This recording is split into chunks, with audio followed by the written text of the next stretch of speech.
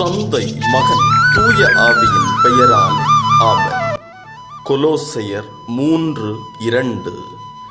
இவ்வுலகு சார்ந்தவை பற்றி அல்ல, மேலுலகு சார்ந்தவை பற்றியே எண்ணுங்கள். அன்பார்ந்தவர்களே, திருத்தூதர் பவுல் நம் எல்லோரையும் விண்ணுலகு சார்ந்தவை பற்றி, ஆசீர்வாதமானவை பற்றி, மேலுலகு சார்ந்தவை பற்றி சிந்திக்க, நினைக்க, அதன்பால் நம்முடைய வாழ்வை திருப்ப அழைக்கிறார். மேலுலகு சார்ந்தவை ஆசீர்வாதமானவைகள், விண்ணுலகு சார்ந்தவை ஆசீர்வாதமானவைகள். அப்படிப்பட்ட ஒன்று இந்த உலகில் வாழுகின்ற மனிதரின் சிந்தனைகளுக்கு மிகவும் உயர்ந்த ஒன்றாய் இருக்குமென்றால், அதுதான் தேவை என்று இருக்குமென்றால், ஆசீர்வாதமான பங்கை நாம் எல்லோரும் தெரிந்தெடுத்திருக்கிறோம். ஒருவேளை இந்த உலகின் நிகழ்வுகள், சூழல்கள் எல்லாம் நாம் இப்படித்தான் இருக்க வேண்டும் என்று நம்மை வலுக்கட்டாயமாக பிடித்து வைத்திருக்கலாம்.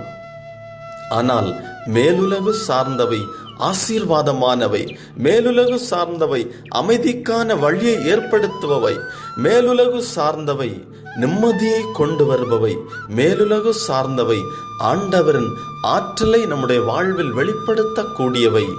இந்த உலகப்பூர்வமானவைகள் நம்மை பல நேரங்களில் கவலைக்கு உட்படுத்தக்கூடும், பல நேரங்களில் சோர்வுக்கு இட்டு செல்லக்கூடும், பல நேரங்களில் தனிமை இட்டு செல்லக்கூடும், பல நேரங்களில் இழப்புகளுக்கு இட்டு செல்லக்கூடும். ஆனால் இவை அனைத்தையும் கடந்து எனக்கு இந்த உலகை காட்டிலும் மேலுலகு ஆண்டவரால் தரப்படுவது ஆசீர்வாதமான ஒன்று என்று நம்பி அவர் வைத்திருக்கின்ற பரிசை தேடுவோம் என்றால், இந்த உலகப்பூர்வமான நிகழ்வுகள் ஒரு பொருட்டாகவே இருக்காது. கவலை அளிக்கக்கூடியவைகள் ஒரு பொருட்டாக தென்படாது. துன்பத்திற்கு காரணமானவைகள் ஒரு பொருட்டாக தென்படாது.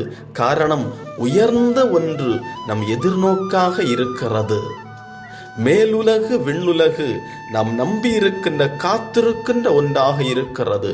அப்படிப்பட்ட ஒரு நிலையை பற்றி நிற்க நம்முடைய வாழ்வை அர்ப்பணிப்போம். ஜெபம். ஆண்டவரே, என்னை உமக்கு அர்ப்பணிக்கிறேன்.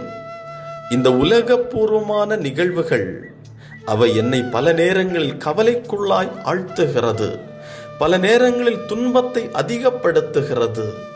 ஆண்டவரே, இவை அனைத்திலும் நான் ஆசீர்வாதமான பங்கு எனக்கு விண்ணிலிருந்து தரப்படுகிறது என்பதை உணர்ந்து, இங்கு நடைபெறுகின்ற, நிகழுகின்ற அனைத்தையும் ஒரு அனுபவமாக எடுத்துக்கொண்டு ஆண்டவரை கண்முன்பாய் நினைத்து ஆசீர்வாதமான ஒரு நிலையை தேடி அடைய எனக்கு உதவி செய்வீராக.